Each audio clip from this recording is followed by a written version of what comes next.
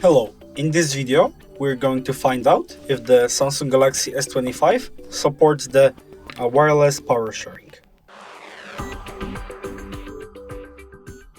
Okay, so first let's grab a second device. For example, I have my iPhone right here, and let's find the settings, and in the settings let's go to the battery, and here make sure that you have the wireless power sharing option turned on.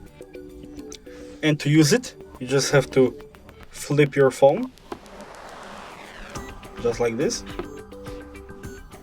so you can see the front camera, and have a second device that supports wireless charging, and just put it like this in a sort of cross figure. And as you can see, my iPhone is getting charged by the wireless power sharing feature. So if you enjoyed this video, consider leaving a like, a subscribe, and thanks for watching.